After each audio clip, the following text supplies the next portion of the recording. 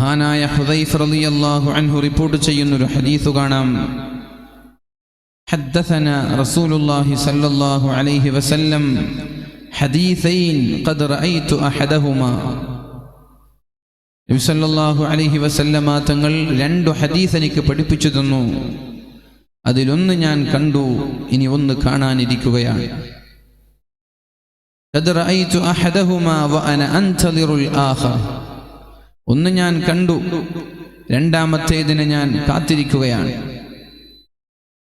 ഹദ്ദസനാ റസൂലുള്ളാഹി സ്വല്ലല്ലാഹു അലൈഹി വസല്ലം പഠിപ്പിച്ചു തന്നു, അന്നൽ അമാനത നസലത് ഫീ ജദ്രി ഖുലൂബിൽ റിജാൽ ثم نزل القرآن فعلموا من القرآن وعلموا من السنة. അല്ലാഹു തആല മനുഷ്യന്റെ ഹൃദയത്തിലേക്ക് അമാനത്തിനെ ഇട്ടുകൊടുത്തു, വിശ്വസ്തതയെ അല്ലാഹു ഇട്ടുകൊടുത്തു, സത്യസന്ധതയെ അല്ലാഹു മനുഷ്യന്റെ ഹൃദയത്തിലേക്ക് ഇട്ടുകൊടുത്തു. ثم نزل القرآن, പിന്നെയാണ് ഖുർആൻ ഇറങ്ങിയത്. ആദ്യം സത്യസന്ധത ഇട്ടുകൊടുത്തു, പിന്നെയാണ് ഖുർആൻ ഇറങ്ങുന്നത്. فعلموا من القرآن, അവർ ഖുർആനിൽ നിന്ന് ഒരുപാട് പഠിച്ചു. وعلموا من السنة, പരിശുദ്ധമായ ഹദീസുകളിൽ നിന്നും അവർ ഒരുപാട് പഠിച്ചു. അഥവാ ആദ്യമായി അല്ലാഹു മനുഷ്യന്റെ ഹൃദയത്തിലേക്ക് സത്യസന്ധത ഇട്ടുകൊടുക്കുകയാണ് ചെയ്തത്. പരിശുദ്ധമായ ഖുർആൻ ഇറങ്ങുന്നതിനു മുമ്പേ മനുഷ്യരെ അല്ലാഹു യഥാർത്ഥ വിശ്വാസികളാക്കി മാറ്റി, സത്യസന്ധരാക്കി മാറ്റി. അവർ വഞ്ചകരല്ലാത്ത, ചതിയന്മാരല്ലാത്ത, സത്യസന്ധരായ യഥാർത്ഥ വിശ്വാസികളാക്കി അല്ലാഹു മനുഷ്യരെ മാറ്റി. പിന്നെയാണ് അല്ലാഹു തആല അവരിലേക്ക് ഖുർആൻ ഇറക്കുന്നത്. ആ ഖുർആൻ കണ്ടുകൊണ്ടും പരിശുദ്ധ ഹദീസിൽ നിന്നും ഒരുപാട് പഠിക്കുകയും അവരുടെ ആ സ്വഭാവത്തെ അവർ പരിപോഷിപ്പിക്കുകയും ചെയ്തു. സുമ്മ ഹദ്ദസനാ അൻ റഫ്ഇൽ അമാന, പിന്നെ റസൂലുള്ളാഹി സ്വല്ലല്ലാഹു അലൈഹി വസല്ലം അമാനത്തിനെ ഉയർത്തിക്കൊണ്ടുപോകുന്ന ഒരു ഹദീസും എനിക്ക് പറഞ്ഞു തരികയുണ്ടായി. അമാനത്തിനെ അല്ലാഹു ഉയർത്തുന്ന ഒരു ഹദീസും പറഞ്ഞു തന്നു. എന്താണത്? യനാമുർ റജുലുൻ നൗമ, രാത്രി ഒരാൾ കിടന്നുറങ്ങും. ഫതുഖ്ബലുൽ അമാനതു മിൻ ഖൽബിഹി, ഉറങ്ങി എണീക്കുമ്പോഴേക്കും അയാളുടെ ഹൃദയത്തിൽ നിന്ന് അല്ലാഹു തആല സത്യസന്ധതയെ എടുത്തുകളയുമെന്നാ പറഞ്ഞത്. ഒരു കാര്യം വിശ്വസിച്ചേൽപ്പിക്കും, വിശ്വാസവഞ്ചന നടത്താതിരിക്കാൻ എന്തെങ്കിലും ഒരു കാര്യം സൂക്ഷിക്കാൻ ഏൽപ്പിക്കും, എന്തെങ്കിലും രഹസ്യമേൽപ്പിക്കും. അങ്ങനെ ആ രഹസ്യം ഏറ്റെടുത്ത് രാത്രി ഉറങ്ങാൻ കിടന്നാൽ രാവിലെ എണീക്കുമ്പോഴേക്കും അയാളുടെ ഹൃദയത്തിൽ നിന്ന് ആ സൂക്ഷിക്കാൻ ഏൽപ്പിച്ച വസ്തുവിനോട് അല്ലെങ്കിൽ ആ സൂക്ഷിപ്പ് മുതലിനോട് തീരെ കൂറില്ലാതെ അയാൾ ഏറ്റെടുത്ത ആ പ്രവർത്തനം ഭംഗിയായി സൂക്ഷിക്കാതെ ചതിയന്മാരായി, വഞ്ചകന്മാരായി, കാപട്യക്കാരായി, മുനാഫിഖീങ്ങളായി ഒരൊറ്റ ഒരു ഉറക്ക് കാരണത്താൽ മാറുമെന്ന് ശഫീഉനാ റസൂലുള്ളാഹി സ്വല്ലല്ലാഹു അലൈഹി വസല്ലം. അഥവാ ഒരു ഉറക്ക് മതി മനുഷ്യന്റെ ഹൃദയത്തിൽ നിന്ന് അല്ലാഹു തആല വിശ്വസ്തതയെ എടുത്തു മാറ്റി വഞ്ചകരായി മാറാൻ. ഒരു രഹസ്യം പറഞ്ഞു, ആരോടും പറയരുത്. ആയിക്കോട്ടെ, പിറ്റേ ദിവസം രാവിലെയാകുമ്പോഴേക്കും അതിന്റെ ഗൗരവം അയാൾ മറന്നുപോയി. ആരോടും പറയരുതെന്ന് പറഞ്ഞത് താനുമായി ബന്ധമുള്ള ആളുകളോട് പറഞ്ഞു.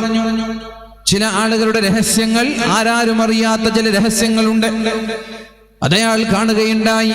രാത്രി ഉറങ്ങി എണീക്കുമ്പോഴേക്കും ആ രഹസ്യം പരസ്യമാക്കാൻ യാതൊരു മടിയുമില്ലാത്ത വിശ്വാസവഞ്ചകരായി എന്റെ സമുദായം മാറുന്ന ഒരു കാലം വരാനുണ്ട് എന്ന് ശഫീഉനാ റസൂലുള്ളാഹി സ്വല്ലല്ലാഹു അലൈഹി വസല്ലം.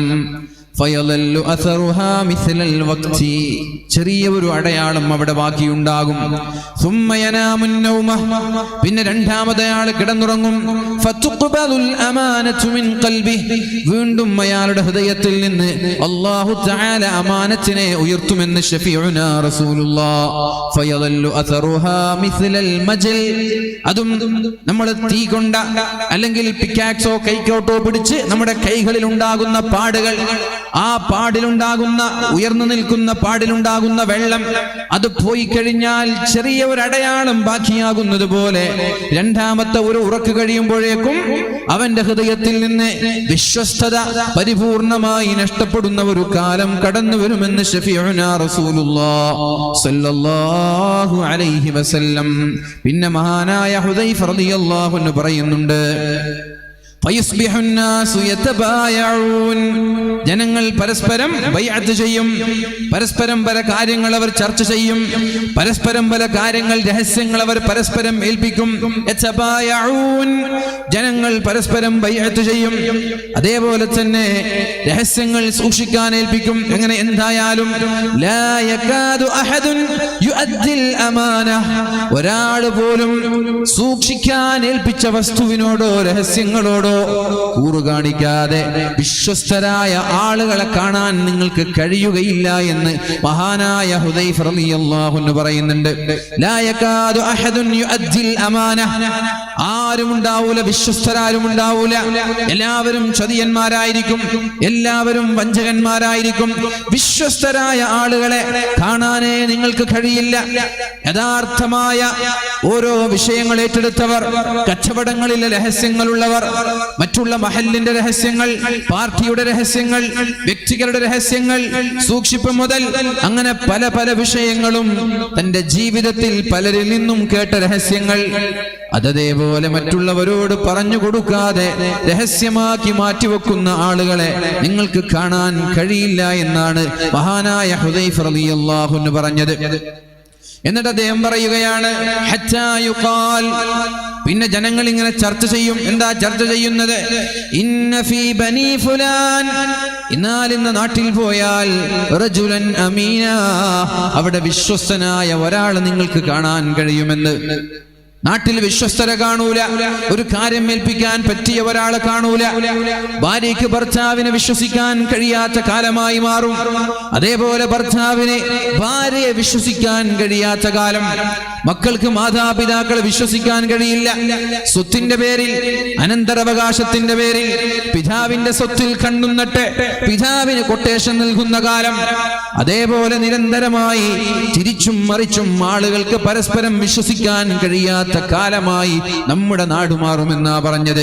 അയൽവാസികളെ വിശ്വസിക്കാൻ കഴിയില്ല, കുടുംബക്കാരെ വിശ്വസിക്കാൻ കഴിയില്ല, ശിഷ്യന്മാർക്ക് അധ്യാപകരെ, അധ്യാപകന്മാർക്ക് ശിഷ്യന്മാരെ. നിരന്തരമായി കൊലപാതകങ്ങളുടെ കഥകൾ. ആരാണ് കൊലപാതകങ്ങൾക്ക് നേതൃത്വം നൽകുന്നത്? സ്വന്തം കുട്ടികൾക്ക് അറിവ് പകർന്നു കൊടുക്കുന്ന അധ്യാപകന്മാര് വരെ ഒരു കാരുണ്യമില്ലാതെ, കണ്ണിൽ ചോരയില്ലാതെ കൊലപാതകം നടത്തുന്ന കാലമാണിത്. സ്വന്തം മക്കളെ മാതാപിതാക്കൾ, സ്വന്തം മക്കളെ പിതാവ് പീഡിപ്പിക്കുന്ന കാലമാണിത്. സ്വന്തം ഭർത്താവിനെ ഭാര്യ കഴുത്തെറുത്തു കൊല്ലുന്ന കാലമാണിത്. അതാണ് പറഞ്ഞത്, വിശ്വസ്തരായ ഒരാളെ നിങ്ങൾക്ക് കാണാൻ കഴിയില്ല. അപ്പൊ നിങ്ങൾ പറയും, ഇന്നാലിന്ന വ്യക്തി വിശ്വസ്തനാണ്. ആളുകൾ പറയാൻ, ഇന്നാലിന്ന വ്യക്തി വിശ്വസ്തനാണ്, അയാളെ പോയിട്ട് കണ്ടിട്ട് നമ്മൾക്ക് പറയാം, കാര്യങ്ങൾ ഏൽപ്പിക്കാം.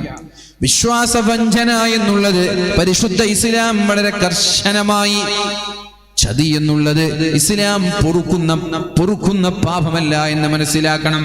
നിസ്കരിക്കാത്തവൻ അല്ലാഹു മാപ്പ് നൽകും, നിസ്കരിക്കാത്തവൻ അല്ലാഹു മാപ്പ് നൽകും. അതേപോലെ തന്നെ മറ്റുള്ള തെറ്റുകൾ, നോമ്പെടുക്കാത്തവൻ അല്ലാഹു മാപ്പ് നൽകും.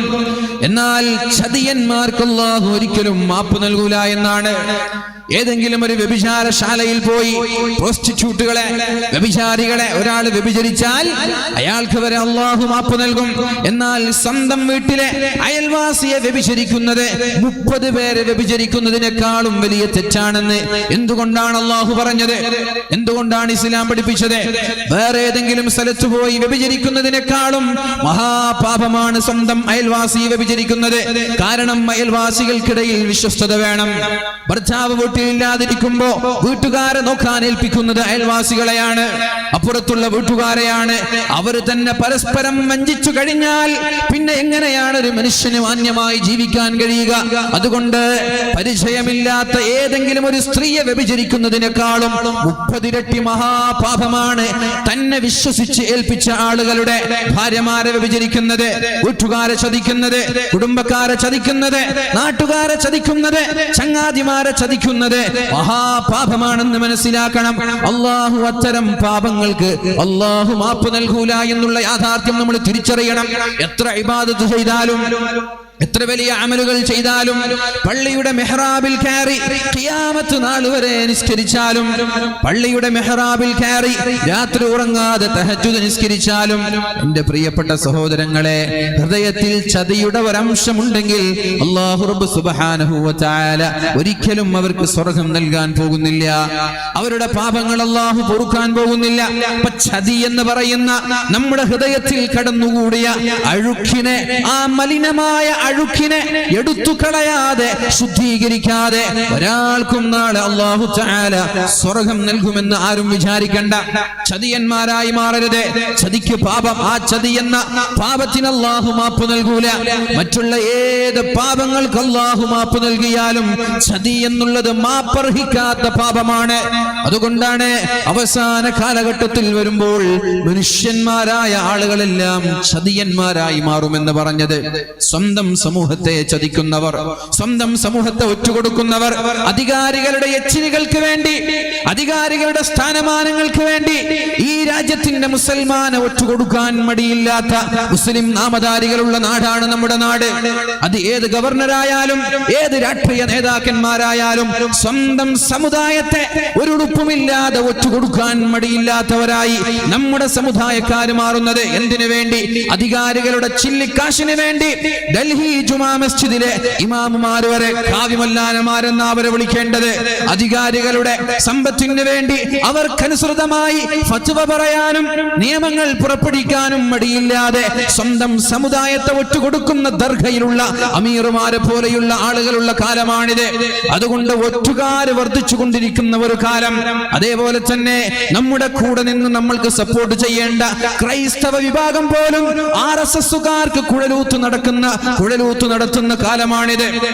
RSSന്റെ പണിയെടുക്കുന്ന കാലമാണിത്. ക്രൈസ്തവരായ ആളുകൾ നമ്മുടെ കൂടെ നിന്നിട്ട് ഈ തോന്നിവാസങ്ങൾക്കെതിരെ ശബ്ദിക്കേണ്ടതിന് പകരം എന്താ ചെയ്യുന്നത്? നമ്മൾക്കെതിരെ തിരിയുക. ഇല്ലാത്ത അബദ്ധ ജടിലമായ ചിന്തകളെ ഈ സമൂഹത്തിന്റെ മുന്നിലേക്ക് കൊണ്ടുവന്നിട്ട് കള്ളപ്രചരണങ്ങൾ നടത്തുന്നത് ഒരിക്കലും അംഗീകരിക്കാൻ കഴിയില്ല എന്ന് എന്റെ പ്രിയമുള്ള മുഅ്മിനീങ്ങളെ നമ്മൾ മനസ്സിലാക്കണം. അങ്ങനെ പരസ്പരം ചതിയും വഞ്ചനയുമായി നമ്മൾ മുന്നോട്ട് പോകാൻ പാടില്ല. അപ്പോ നാടുകളിൽ നിന്ന് വിശ്വസ്തത നഷ്ടപ്പെടും. എന്നിട്ട് ആളുകൾ പറയും, ഇന്നാലിന്ന നാട്ടിൽ പോയാൽ നല്ലൊരു വിശ്വസ്തനെ നമ്മൾക്ക് കാണാം. അങ്ങനെ ആളുകളൊക്കെ അവരെ തേടിപ്പോകും. നാട് കിലോമീറ്ററുകൾ താണ്ടി ഒരു വിശ്വസ്തനെ കാണാൻ വേണ്ടി ആളുകൾ പോകും. എന്നിട്ട് അവരെ കണ്ടാൽ ആളുകൾ പറയും, മാ അജ്ലദ മാ അൽറഫ മാ അഅഖല. ഓ, എന്തോ ഒരു നല്ല മനുഷ്യനാണ്, എന്തോ ഒരു നല്ല ബുദ്ധിമാനാണ്, എന്തോ ഒരു നല്ല മാന്യനാണ്. അയാളെ കാണുമ്പോൾ ആളുകൾ അങ്ങനെ പറയാ. നമ്മുടെ നെല്ലിക്കുന്നിൽ നിന്ന് ഒരാൾ പറയാൻ, നാട്ടുകാർ പറയാൻ, ഒരു വിശ്വസ്തനുണ്ട്. എവിടെ? അങ്ങ് ബദിയടുക്കയിൽ പോയാൽ ഒരു വിശ്വസ്തനെ കാണാൻ കഴിയും, അവിടെ ഉണ്ട് ഒരാൾ. അങ്ങനെ ആളുകൾ അദ്ദേഹത്തെ കാണാൻ വേണ്ടി വരാൻ. വന്നപ്പോ മാഷാ അല്ലാഹ് നാട്ടുകാർക്ക് എന്തെന്നില്ലാത്ത അനുഭൂതി. നാട്ടുകാർ പറഞ്ഞു, ഓ എന്തൊരു നല്ല മനുഷ്യൻ, അയാളുടെ വേഷം, അയാളുടെ സംസാരം, അയാളുടെ കോലം, അയാളുടെ ജീവിത രീതി, എന്തോ ഒരു നല്ല മനുഷ്യനാണ് എന്ന് ആളുകൾ ചർച്ച ചെയ്യും. പക്ഷേ റസൂലുള്ളാഹി സ്വല്ലല്ലാഹു അലൈഹി വസല്ലമ തങ്ങൾ പറയുന്നത്, വമാ ഫീ ഖൽബിഹി മിസ്ഖാലു ഹബ്ബത്തിൻ മിൻ ഖർദലിൻ മിൻ ഈമാൻ. പക്ഷേ അയാളുടെ ഹൃദയത്തിൽ ഈമാനിന്റെ ഒരംശം പോലും ഉണ്ടാവൂല എന്ന് ഷഫീഉനാ റസൂലുള്ളാഹി സ്വല്ലല്ലാഹു അലൈഹി വസല്ലം.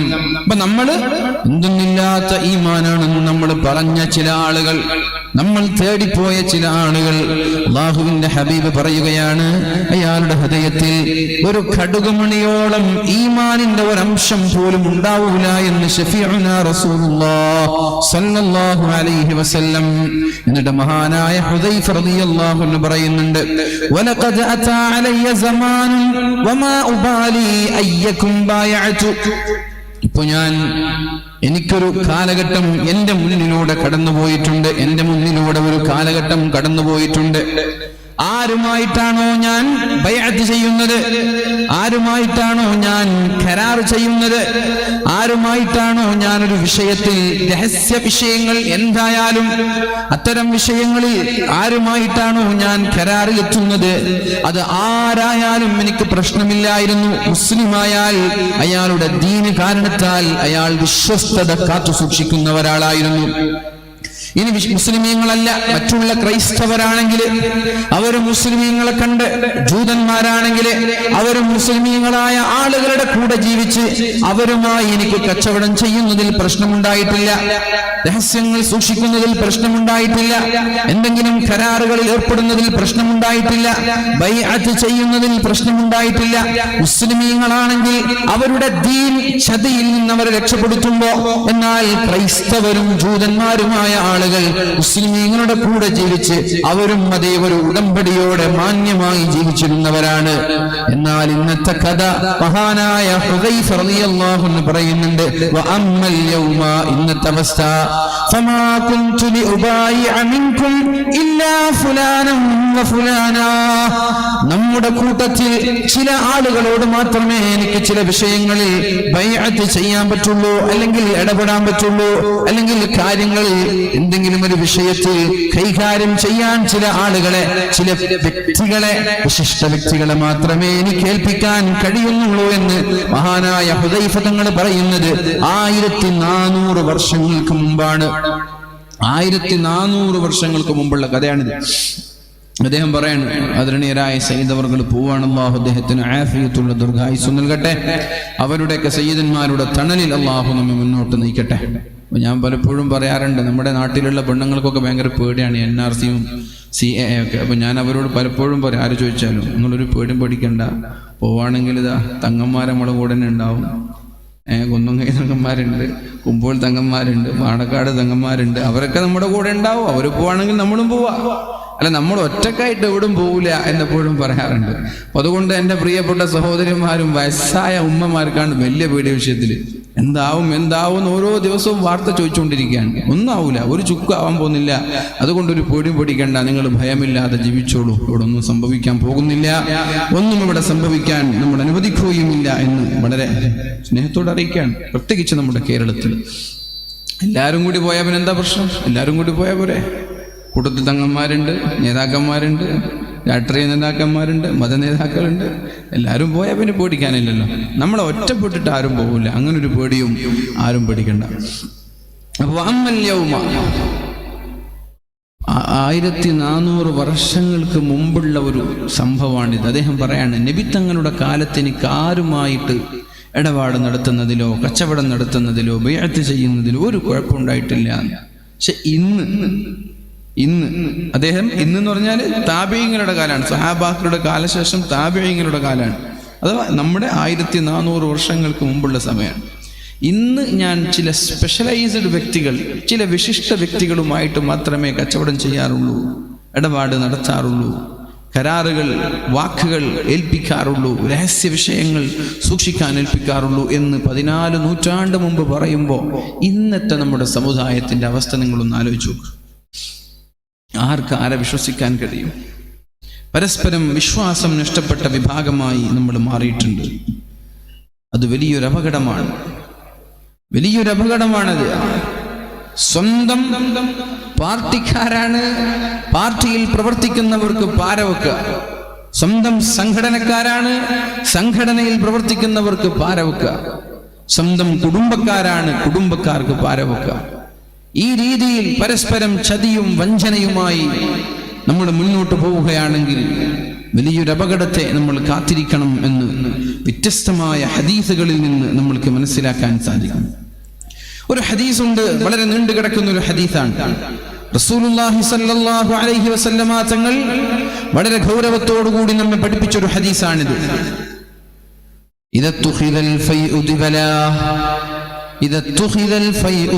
ഞാൻ വിശദീകരിക്കുന്നില്ല, വിശദീകരിക്കുകയാണെങ്കിൽ ഓരോന്ന് വിശദീകരിക്കാനുണ്ട്. നീണ്ടു നിൽക്കുന്ന ഒരു ഹദീസാണ്. പൊതുമുതൽ അന്യായമായി ഉപയോഗിക്കുന്ന ഒരു കാലം നിങ്ങളിലേക്ക് കടന്നു വന്നാൽ പൊതുമുതൽ അന്യായമായി ഉപയോഗിക്കുക.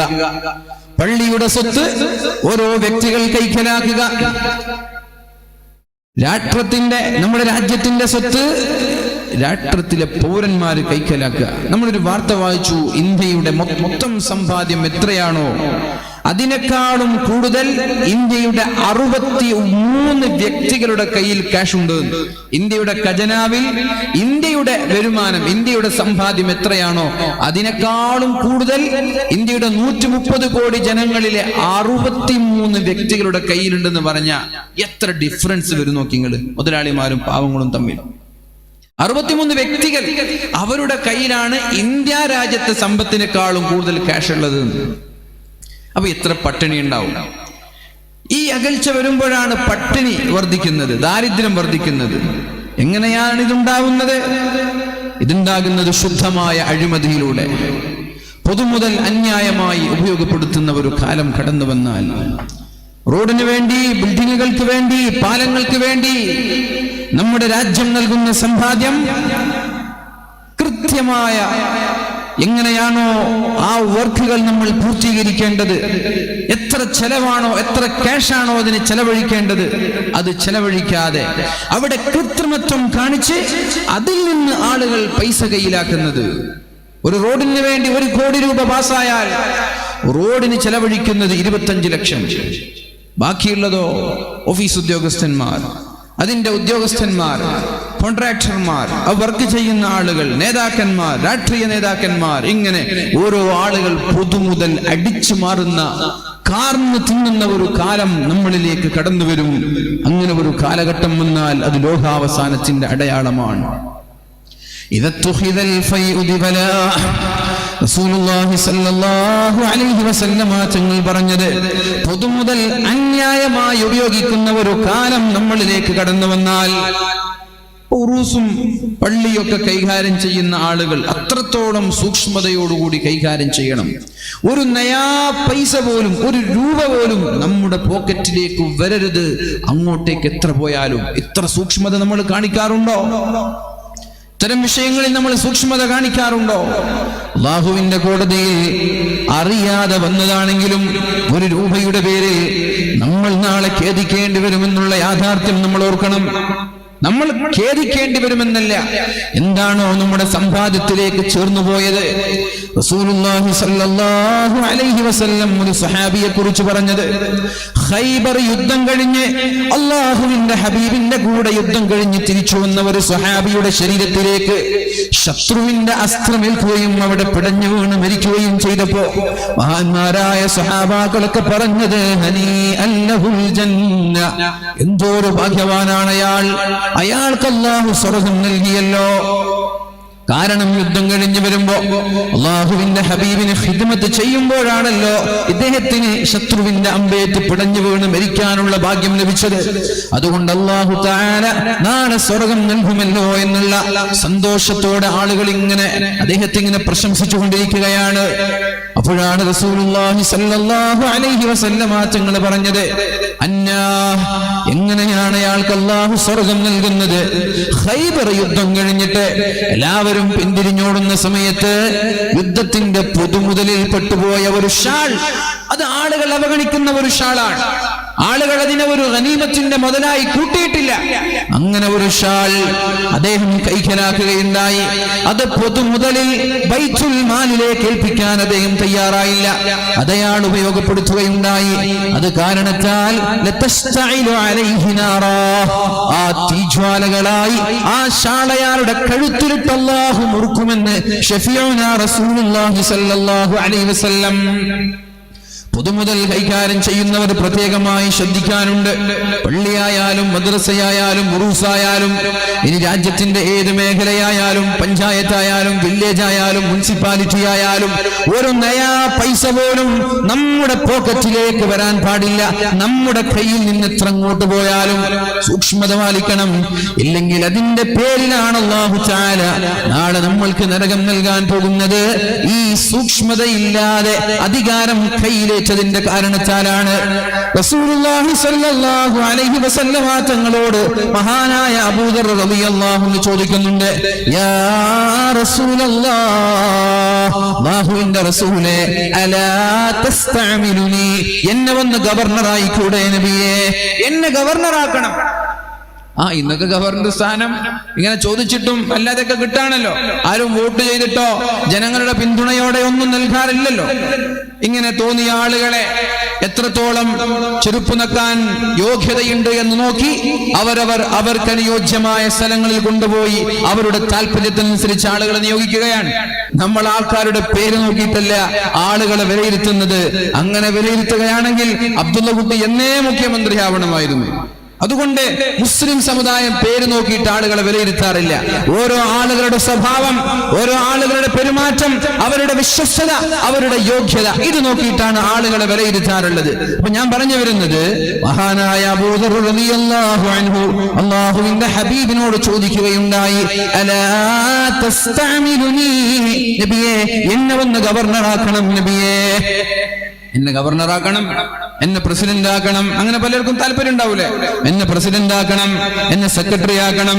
അതിനുവേണ്ടി ഗുണ്ടായിസം കളിക്കുന്ന ആളുകളുണ്ട്, അതിനുവേണ്ടി കൊട്ടേഷൻ നൽകുന്ന ആളുകളുണ്ട്, അതിനുവേണ്ടി നോട്ടുകെട്ടുകൾ എറിയുന്ന ആളുകളുണ്ട്, അതിനുവേണ്ടി വ്യക്തമായ ആസൂത്രണം നടത്തുന്ന ആളുകളുണ്ട്. പല മഹല്ലുകളിലും ജനറൽ ബോഡി വന്നാൽ ആളുകൾക്ക് പേടിയാണ്. ഇനി എന്താ ചെയ്യാ? ഇവിടെ ഒരു യുദ്ധം നടക്കുമോ എന്ന പേടി, ഇവിടെ ഒരു പ്രശ്നം ഉണ്ടാകുമോ എന്ന പേടി, ഇവിടെ ഒരു അടിപിടി ഉണ്ടാകുമോ എന്ന പേടി. എന്തുകൊണ്ടാണ്? അധികാരത്തിന് വേണ്ടി കാത്തിരിക്കുന്ന ഒരുപാട് കഴുകന്മാർ ഓരോ ആളുകളെ, ഓരോ സംഘങ്ങളെ ഏൽപ്പിച്ചിരിക്കുകയാണ്. എനിക്കെതിരെ ശബ്ദിച്ചാൽ ഒച്ചപ്പാടുണ്ടാക്കാൻ വേണ്ടി, എനിക്കെതിരെ ഒരു വാക്ക് പറഞ്ഞാൽ അടിപിടി ഉണ്ടാക്കാൻ വേണ്ടി. ഇങ്ങനെ നമ്മുടെ മഹല്ലുകളിൽ പോലും അധികാരത്തിന് വേണ്ടി കാത്തിരിക്കുന്ന ആളുകൾ, അവർ സമുദായത്തിന് അപകടമാണെന്ന് നമ്മൾ മനസ്സിലാക്കണം. അധികാരം ചോദിച്ചു വാങ്ങുന്നവർ, യോഗ്യരല്ലാത്ത ആളുകൾ അധികാരം ചോദിച്ചു വാങ്ങിയാൽ അത് അപകടമാണെന്ന് മനസ്സിലാക്കണം. യോഗ്യരല്ലാത്ത ആളുകൾ അധികാരം ചോദിച്ചു വാങ്ങുന്നത് അപകടമാണെന്ന് മനസ്സിലാക്കണം. നമ്മൾ അതിനുവേണ്ടി കളിക്കുന്നത്, ആസൂത്രണം ചെയ്യുന്നത്. എന്റെ പ്രിയപ്പെട്ട സഹോദരങ്ങളോട് എനിക്ക് പറയാനുള്ളത്, പരിശുദ്ധ റസൂലുള്ളാഹി സ്വല്ലല്ലാഹു അലൈഹി വസല്ലമ തങ്ങൾ പറഞ്ഞു, മാദിബാനി ജായിആൻ, രണ്ട് വിശന്ന ചെന്നായ്കൾ, രണ്ട് വിശന്ന് വലയുന്ന ചെന്നായകൾ എങ്ങനെയാണോ ഒരു ആട്ടിൻകൂട്ടത്തിലേക്ക് ഇറക്കി വിട്ടാൽ ആ ആട്ടിൻകൂട്ടത്തെ നശിപ്പിക്കുന്നത്, വിശന്ന് വലഞ്ഞു നിൽക്കുന്ന രണ്ട് ചെന്നായകളെ ഒരു ആട്ടിൻകൂട്ടത്തേക്ക് നിങ്ങൾ ഇറക്കി വിട്ടാൽ എങ്ങനെയാണോ ചെന്നായ ആ ആട്ടിൻകൂട്ടത്തെ നശിപ്പിക്കുന്നത്, എങ്ങനെയായിരിക്കും? ചെന്നായ കണ്ടിട്ടില്ലേ? ചെന്നായയായാലും സിംഹങ്ങളായാലും കടുവകളായാലും വിശന്ന് വലഞ്ഞ ചെന്നായയുടെയോ സിംഹത്തിന്റെയോ കൂട്ടിലേക്ക് അതിന്റെ ഇരയായ ആടുകളെ നമ്മൾ ഇറക്കി വിട്ടാൽ എന്തായിരിക്കും അവിടെ സംഭവിക്കാൻ പോകുന്നത്? കിടന്നുമേയും കഴിവിന്റെ പരമാവധി എല്ലാറ്റിനെയും ആക്രമിക്കും, എല്ലാറ്റിന്റെയും രക്തം കുടിക്കും, എല്ലാറ്റിനെയും വേട്ടയാടും, തലങ്ങും വിലങ്ങും ഓടിച്ചാടി ഒന്നിനെ പോലും വെറുതെ വിടാതെ വയറ് നിറയുന്നത് വരെ അക്രമം അഴിച്ചുവിടും ചെന്നായകൾ. അതേപോലെയാണ് അധികാരത്തോടുള്ള അധികാരമോഹികളായ ആളുകൾ, സ്ഥാനമാനങ്ങളെ കൊതിക്കുന്ന ആളുകൾ എന്റെ സമുദായത്തിൽ വലിയ അപകടങ്ങൾ ഉണ്ടാക്കുമെന്ന് ശഫീഉനാ റസൂലുള്ളാഹി സ്വല്ലല്ലാഹു അലൈഹി വസല്ലം. അധികാരകൊതിയന്മാർ, സ്ഥാനമോഹികളായ ആളുകൾ, പക്ഷേ അവർ അർഹരല്ല, അവർ യോഗ്യരല്ല. അധികാരം കിട്ടിയാൽ മാന്യമായി പ്രവർത്തിക്കാൻ അവർ തയ്യാറല്ല. എന്താണ് അവരവരുടെ ഡ്യൂട്ടി എന്ന് പോലും അറിയാതെ അധികാരം ചോദിച്ചു വാങ്ങുന്ന ആളുകളുണ്ട്. എന്തൊരു മോശാണിത്! നിങ്ങൾ ആലോചിച്ച് നോക്കിയേ. ഒരാൾ അധികാരം ചോദിച്ചു വാങ്ങാൻ, അയാൾക്കറിയില്ല എന്റെ യോഗ്യത, ഞാൻ ഇന്നാലിന്ന സ്ഥാനത്തെത്തിയാൽ എന്റെ ഡ്യൂട്ടി എന്തൊക്കെയാണ്. അധികാരം ഏറ്റെടുക്കുന്നതിന് മുമ്പേ എന്റെ ഡ്യൂട്ടി എന്തൊക്കെയാണെന്ന് ഞാൻ അറിയണം, എന്റെ ഡ്യൂട്ടി എന്തൊക്കെയാണെന്ന് ഞാൻ അറിയണം, എന്റെ ബാധ്യത എന്തൊക്കെയാണെന്ന് ഞാൻ അറിയണം. ആ ഡ്യൂട്ടി അറിഞ്ഞതിന് ശേഷം ഇതൊക്കെ നിനക്ക് ചെയ്യാൻ പറ്റുമെങ്കിൽ മാത്രം അധികാരം ഏറ്റെടുത്താൽ മതി. എന്നാൽ ഇന്ന് നടക്കുന്നത് അങ്ങനെയല്ല, ഇന്ന് നടക്കുന്നത് അങ്ങനെയല്ല. അധികാരത്തിന് വേണ്ടി തള്ളും ഉന്തും തല്ലും എല്ലാം നമ്മുടെ നാട്ടിൽ നടക്കുന്നു. പക്ഷേ അധികാരത്തിലെത്തിയാൽ കൃത്യമായ ആസൂത്രിതമായ ശാസ്ത്രീയമായ പ്രവർത്തനങ്ങൾ എവിടെയും കാണാറില്ല. അധികാരം കിട്ടിക്കഴിഞ്ഞാൽ പിന്നെ കുറെ കാലം മിണ്ടാതിരുന്നു, ഇനി അവസാനം അധികാരം വീണ്ടും ചോദ്യം ചെയ്യപ്പെടുന്ന ഒരു ജനറൽ ബോഡി വരുമ്പോൾ ഇങ്ങനെ സടകുടഞ്ഞ് എഴുന്നേൽക്കും. അപ്പൊ 4 പ്രവർത്തനം, 4 ഒച്ചപ്പാട്. ഇതാണോ ഇതാണോ നമ്മൾ ചെയ്യേണ്ടത്? ഏത് നേതാക്കന്മാരായാലും അങ്ങനെയല്ല നമ്മൾ ചെയ്യേണ്ടത്. നമ്മുടെ ബാധ്യത എന്താണെന്ന് പഠിച്ചിട്ട് വേണം അധികാര കസേരയിൽ ഇരിക്കാൻ. എന്നിട്ട് നമ്മളാൽ കഴിയുന്ന പ്രവർത്തനങ്ങളെല്ലാം ഭംഗിയായി നിർവഹിച്ചു കൊടുക്കാതെ ഏതെങ്കിലും ഒരു അധികാരി മരിച്ചുപോയാൽ അല്ലാഹു തആല അവർക്ക് നരകം സ്വർഗ്ഗം ഹറാമാക്കുമെന്ന് ശഫീഉനാ റസൂലുള്ളാഹ്. അധികാരം ഏറ്റെടുത്ത് പള്ളിയുടെ പ്രസിഡന്റായി, സെക്രട്ടറിയായി, മദ്രസയുടെ പ്രസിഡന്റായി, ഇങ്ങനെ ഓരോ സംയുക്ത ജമാഅത്ത്, അതേപോലെ സംഘടന, രാഷ്ട്രീയ പാർട്ടികൾ, ഇങ്ങനെ ഏതൊക്കെ മേഖലയിലാണോ അധികാരമുള്ളത് ആ അധികാരം ഏറ്റെടുത്തതിന് ശേഷം അല്ലാഹു ഒരാൾക്ക് അധികാരം നൽകിയാൽ ആ അധികാരികൾ മരിക്കുന്ന സമയത്ത് തന്റെ ഉത്തരവാദിത്തം ഭംഗിയായി നിർവഹിക്കാതെ മരിച്ചുപോയാൽ അല്ലാഹു തആല സ്വർഗ്ഗം അവർക്ക് നിഷിദ്ധമാക്കുമെന്ന്, ഹറാമാക്കുമെന്ന് ശഫീഉനാ റസൂലുള്ളാഹ്. പിന്നെന്തിനാ ഈ അധികാരം? എന്തിനാ ഇതിനു വേണ്ടി ശണ്ട കൂടുന്നത്? എന്തിനാ ഇതിനു വേണ്ടി അടിപിടി കൂടുന്നത്? ഏറ്റെടുത്തിട്ട് എന്തെങ്കിലും ഒന്ന് നിങ്ങൾ ചെയ്യാതെ മരിച്ചുപോയാൽ അല്ലാഹു സ്വർഗ്ഗം ഹറാമാക്കും. ഈ നരകം ചോദിച്ചു വാങ്ങാനാണോ ഈ അധികാരം? ഇതൊരു മുൾക്കിരീടമാണ്. ഇത് വലിയൊരു അപകടമാണ്. ആളുകൾക്ക് ഇതൊക്കെ വലിയൊരു രസമായിട്ട് തോന്നാണ്. ചെയ്യാൻ കഴിഞ്ഞില്ലേ, പെട്ടെന്ന് ഒഴിഞ്ഞു മാറണം. വളരെ താല്പര്യത്തോടെ ഏറ്റെടുത്ത ഒരു ഉത്തരവാദിത്വം തനിക്ക് ചെയ്യാൻ കഴിയുന്നില്ല എന്ന് തോന്നിയാൽ അർഹരായ ആളുകൾ ഏൽപ്പിക്കണം. ഇന്ന് അങ്ങനെയല്ല ഉണ്ടാവുക. തന്നെക്കാളും അർഹരായ ആൾ തന്റെ പാർട്ടിയിലുണ്ട് എന്നറിഞ്ഞാൽ അയാളെ ഒതുക്കാനാ ശ്രമിക്കുക. ഭയങ്കര രസാണ് ഈ പാർട്ടി പ്രവർത്തനങ്ങളൊക്കെ, ഭയങ്കര രസാണ്. പാർട്ടിക്ക് വേണ്ടി ആരാ പ്രവർത്തിക്കുന്നത്? എല്ലാവരും സെൽഫിഷാണ്. ആർക്കും പാർട്ടി വളരണമെന്നില്ല, എല്ലാവർക്കും താൻ വളരണം എന്നുള്ള ചിന്തയുള്ളൂ. സംഘടന വളരണമെന്ന് ആർക്കും താല്പര്യമില്ല, താൻ വളരണം. സെൽഫിഷായി, സ്വാർത്ഥരായി ജീവിക്കാൻ. തന്റെ പാർട്ടിക്ക് വേണ്ടിയല്ലേ പ്രവർത്തിക്കേണ്ടത്? ഇന്നാലുന്ന സ്ഥാനം ഏതെങ്കിലും ഒരു പാർട്ടി ഒരാളെ ഏൽപ്പിച്ചാൽ ആ പാർട്ടിക്ക് വേണ്ടിയല്ലേ അയാൾ പ്രവർത്തിക്കേണ്ടത്? എന്നാൽ തന്റെ പാർട്ടിക്ക് താനല്ലാത്ത ഒരാൾ പ്രസിഡന്റായിട്ടോ ഉത്തരവാദിത്ത സ്ഥാനങ്ങളിൽ വന്നാൽ അയാൾ വന്നാൽ എന്നെക്കാളും നല്ല മികച്ച പ്രവർത്തനം കാഴ്ചവെക്കുമെന്ന് തോന്നിയാൽ സ്വയം മാറി അയാൾക്ക് സ്ഥാനം നൽകേണ്ടതിന് പകരം അയാളെ പാരവച്ച് അയാളെ ഒതുക്കി വെക്കാനാണ് ആളുകൾ ശ്രമിച്ചുകൊണ്ടിരിക്കുന്നത്. തന്നെ കൊണ്ട് കഴിയാത്തത് മറ്റൊരാളെ കൊണ്ട് കഴിയും എന്ന് നമ്മൾക്ക് തോന്നിയാൽ വേഗം ഇറങ്ങി അയാൾ അധികാരത്തിലേൽപ്പിക്കുക. പാർട്ടി ഉഷാറാവട്ടെ, ജമാഅത്ത് ഉഷാറാവട്ടെ, സംഘടന ഉഷാറാവട്ടെ, നാട് ഉഷാറാവട്ടെ. പക്ഷേ അതിന് നിൽക്കൂല. തനിക്ക് ഭാരമാവും, തനിക്ക് പാരയാവും, ആളുകൾ അയാളെ സപ്പോർട്ട് ചെയ്യുമെന്ന് തോന്നിയാൽ അയാളെ ഇരുത്താൻ ഏതു കുതന്ത്രങ്ങൾ ഉപയോഗിക്കാനും സ്വന്തം പാർട്ടി ലീഡർമാർ മടി കാണിക്കൂല. അതാണ് ഞാൻ പറഞ്ഞത്, ചതിയന്മാരുടെ കാലമാണ് നമ്മുടെ കാലമെന്ന് പറയാൻ കാരണം അതാണ്. ചതിയന്മാരുടെ കാലമാണ്. സ്വന്തം പാർട്ടി നേതാക്കന്മാർക്ക് പരസ്പരം അങ്ങോട്ടും ഇങ്ങോട്ടും വിശ്വസിക്കാൻ കഴിയാത്ത കാലം. സംഘടനാ നേതാക്കന്മാർക്ക് പരസ്പരം വിശ്വസിക്കാൻ കഴിയാത്ത കാലം. ചതിയന്മാരുടെ, വഞ്ചകന്മാരുടെ, നുണയന്മാരുടെ ലോകമായി നമ്മുടെ ലോകം മാറിയാൽ അല്ലാഹു നമ്മെ വെറുതെ വിടുമെന്ന് നിങ്ങൾക്ക് തോന്നുന്നുണ്ടോ? അതുകൊണ്ട് എല്ലാ നേതാക്കന്മാരോടും പറയാനുള്ളത്, നിങ്ങൾ സ്വാർത്ഥരായി മാറരുത്. നിങ്ങളുടെ വിജയമോ നിങ്ങളുടെ വളർച്ചയോ അല്ല നിങ്ങൾ ആഗ്രഹിക്കേണ്ടത്. നമ്മുടെ മതത്തിന്റെ വളർച്ച, നമ്മുടെ ദീനിന്റെ വളർച്ച, നമ്മുടെ പാർട്ടിയുടെ വളർച്ച, നമ്മുടെ സംഘടനയുടെ വളർച്ച.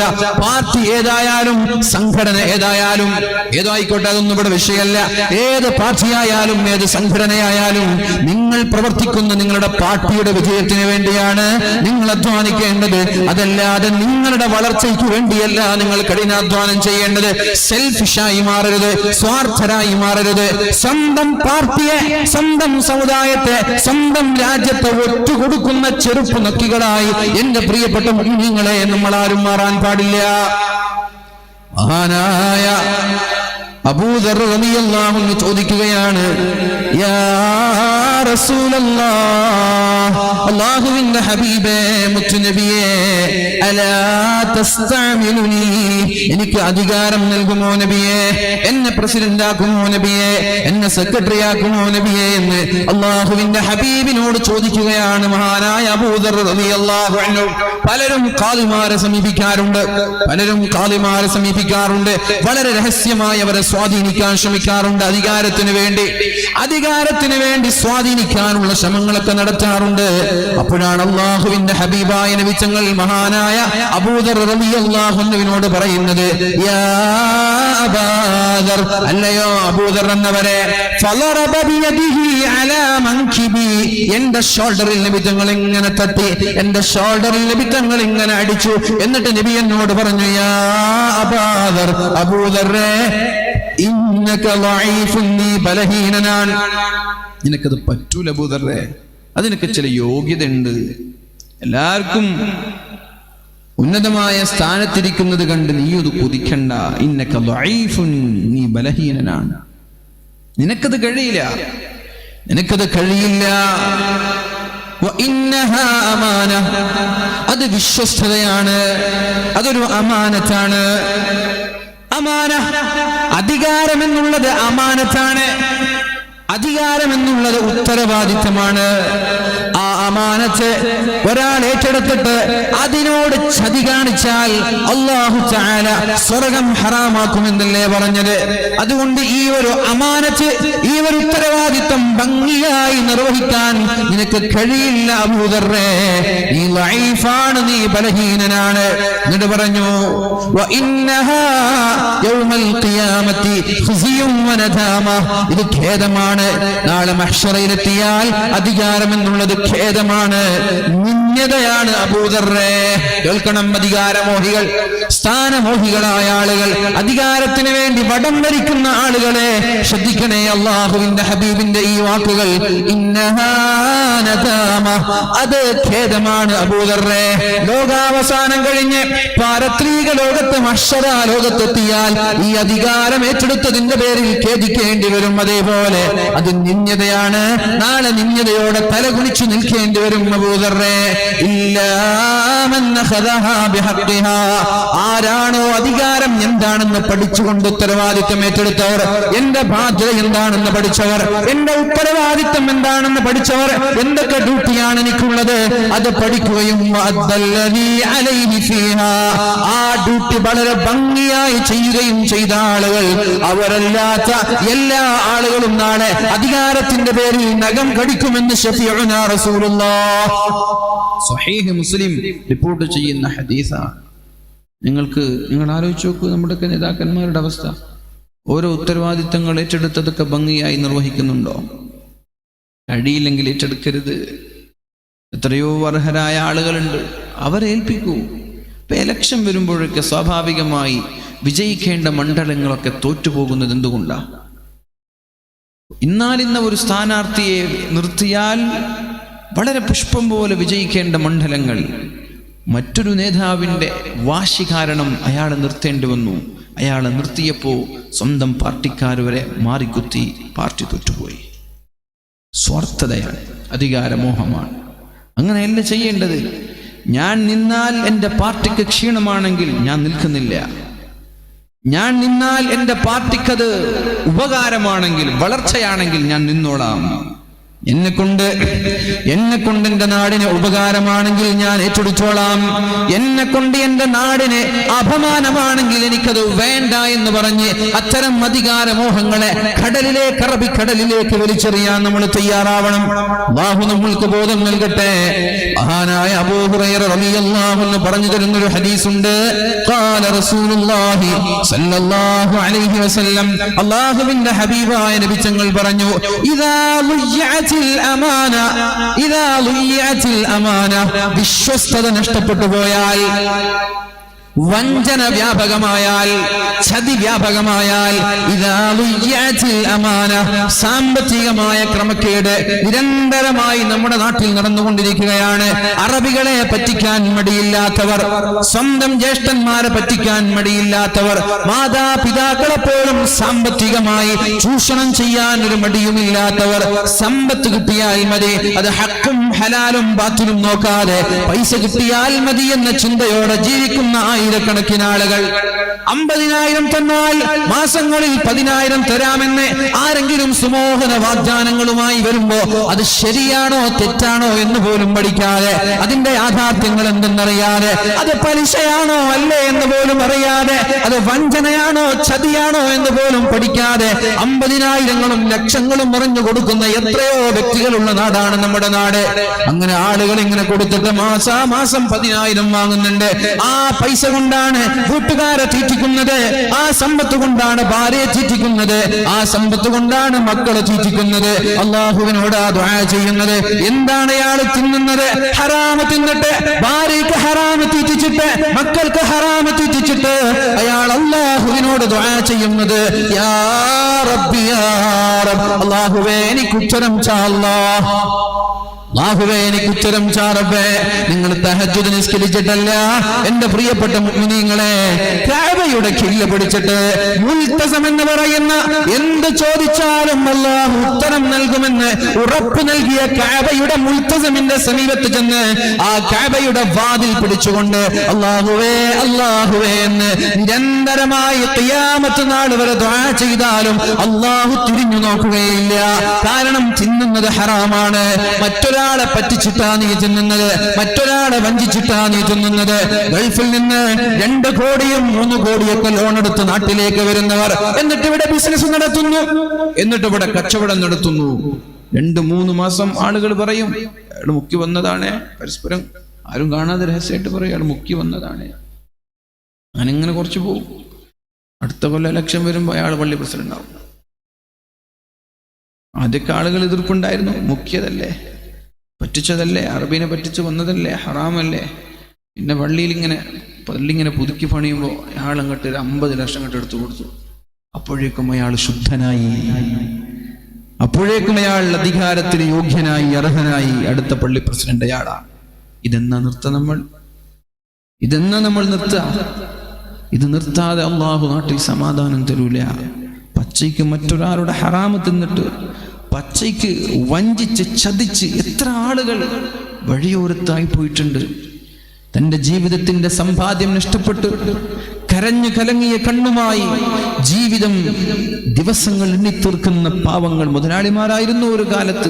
അവരെ പറ്റിച്ചതാണ്, അവരെ ചതിച്ചതാണ്, സമ്പാദ്യം മുഴുവനും ഒടിച്ചു മാറ്റി നാട്ടിലേക്ക് മുങ്ങിയതാണ്. ഒന്നല്ല ആയിരക്കണക്കിന് സംഭവങ്ങൾ നമ്മുടെ നാട്ടിലുണ്ട്. അത്തരം ആളുകളെയാണ് നമ്മൾ പിന്നെ അധികാരം ഏൽപ്പിക്കുന്നത്.